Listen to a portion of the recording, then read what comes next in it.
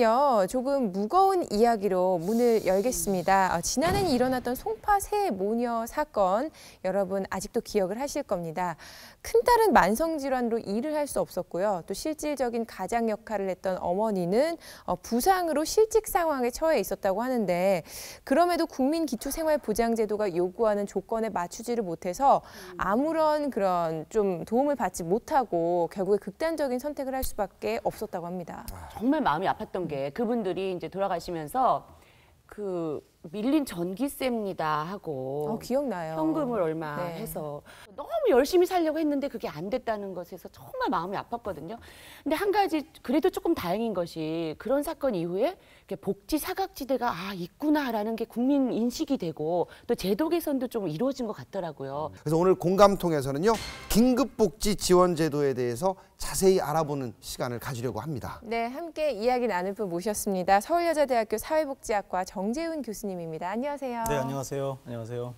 사실 갑작스러운 상황에 재빠르게 대처하지 못해서 정말 힘든 분들이 또 생기는 거고, 그래서 필요한 게 긴급복지 지원제도잖아요. 자전거 타보셨죠? 네. 우리 인생을 비유하면 페달을 밟는 상황이 취업 활동을 하는 상황이죠. 근데 이제 어느 순간 갑자기 그 페달을 멈춰야 되는데 자전거가 쓰러지는 상황이 생겨요.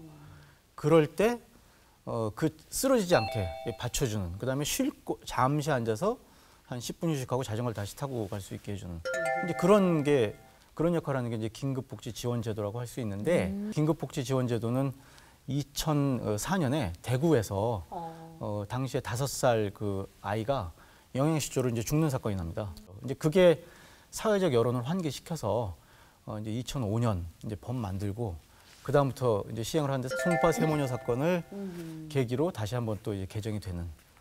네. 살다 보면 다양한 위기 상황이 생기는데, 뭐 이혼이나 실직이나 이런 것들은 좀 개인적인 거잖아요. 근데 이거 외에도 갑작스러운 천재지변이나 뭐 국가 위기 상황 같은 것도 생길 수 있는데, 이번에 우리 멀리 가지 않고 메르스 사태만 봐도 이것 때문에 정말 직격탄을 맞으신 분들이 많으실 거란 말이죠. 네, 뭐 여러 군데가 네. 있겠지만 가까이에서는 뭐 저희 동료들, 저희 연예계에도 굉장히 많은 공연과 행사, 그리고 뭐 열심히 준비해 놓은 영화, 뭐 이런 것들이 계속 뒤로 밀리면서 좀 타격을 받고 있죠. 재래시장은 더 심해요. 지지난주에 그 옷가게들 쫙 있는 시장에 갔는데 정말 손님이 없는 거예요. 점원들 다 마스크 쓰고 있으니까 들어가기도 뭐하고. 그렇죠. 그래서 어머 이러다가 아니 월세 어떻게 내려나 제가 다 걱정이 되는 거 있죠. 좀 더 자세한 얘기를 나누기 위해서 전통시장에서 정육점을 운영하시는 상인 한 분을 모셨습니다. 전국 상인연합회 회장님이시죠? 진병호 회장님 나오셨습니다. 안녕하세요. 네, 안녕하세요. 반갑습니다. 네, 반갑습니다. 요즘에 어떠세요? 좀 많이 어려우시죠? 여쭤보기도 죄송스럽습니다. 이번 이 메르스는 그 참 생각지도 못했던 그 전염병인데, 이게 아까 우리 아문현 씨 얘기 말씀하셨다시피 마스크를 쓰면 쓴다고 불안해서 못 오고, 또 안 쓰면 안 쓴다고 또 불안해서 못 오고, 이런 부분 때문에 굉장히 저희들이 그 영업을 하시는 분들이 좀 진퇴양난이죠, 말하자면. IMF도 있었고 30년 동안 하셨다니까 더 어려웠을 때가 있을 것 같은데 이번이 그것에 비교하면 좀 어떻습니까?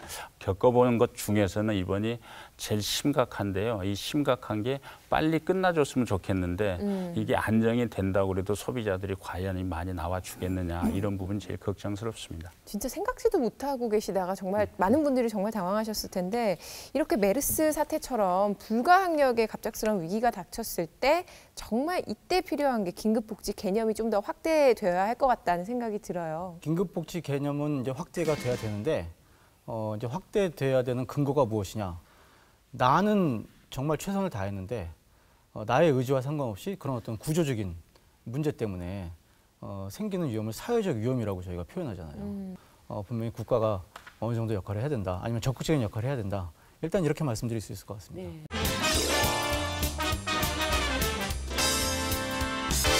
우리 몸의 방패 역할을 해주는 면역력에 대해서 오늘 자세히 알아볼 겁니다. 그중에 특히 딱 8가지 음식을 찍어서 면역력을 강화시켜주는 음식을 만나볼 텐데요. 제가 직접 산지에 가서 봤던 양송이 버섯은요. 네. 특히 맛도 좋지만 버섯 중에서도 단백질이 아주 높게 들어있다고 하더라고요. 버섯들 중에서도요? 네. 근데 양송이 버섯을 조리하다 보면 금방 변색이 돼가지고 저는 그 시커먼 게 보기 싫어갖고 사실 잘 안 해 먹었거든요. 근데 저기 보니까 무침 같은 거 굉장히 맛있어 보이네요. 근데 버섯이 정말 이게 장수식품이라고도 하잖아요.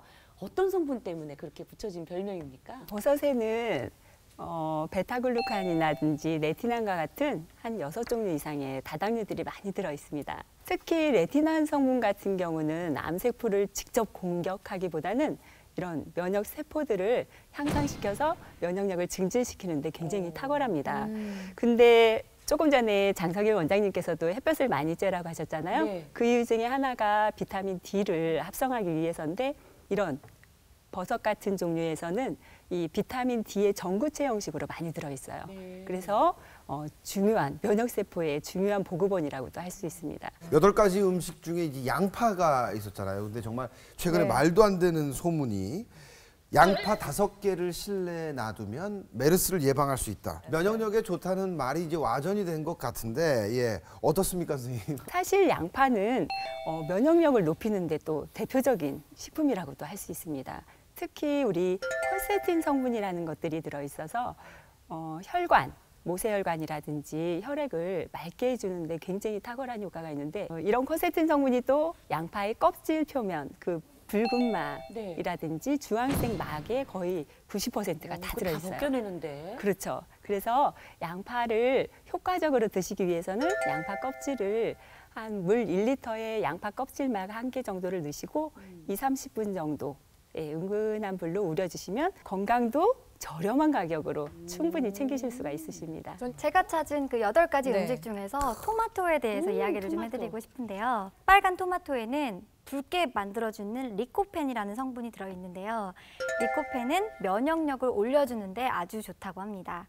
그래서 이 붉은 토마토를 많이 먹게 되면 면역력이 올라가고 또 면역력이 올라가면 건강이 좋아지니까 병원 갈 일이 없게 되는 거죠. 근데 저희는 또 말을 많이 하는 직업이잖아요. 그리고 뭐 네. 스튜디오 뭐 공기 계속 들여 마시고 뭐 이러는데 힘들어요. 생강이 또 목에 좋다, 면역에 좋다 이런 얘기 들었거든요. 예, 어떻게 좀 얘기 좀 해주십시오. 생강에는 에센셜 오일도 있지만 이제 진저올이라든지 쇼가올이라든지 이런 어떤 그 페놀 화합물들이 많이 들어 있습니다.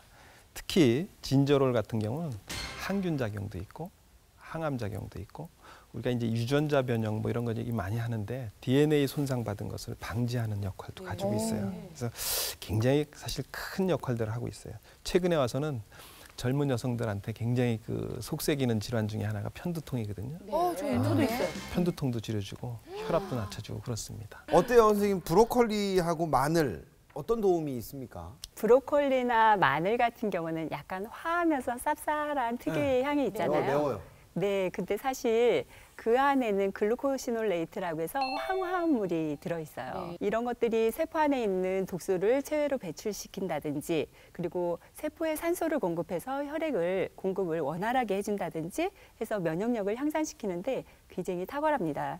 그리고 브로콜리에는 우리가 면역 세포를 증식을 시키고 잘 키우려면 면역 기관이 있어야 되겠죠. 그 중에서도 우리가 흉선이라는 이런 면역 기관이 있는데 그런 기관을 건강하게 튼튼하게 하려면 셀레늄이라는 그런 미네랄이 필요하거든요. 근데 그런 미네랄들이 이런 브로콜리 안에 많이 들어 있습니다.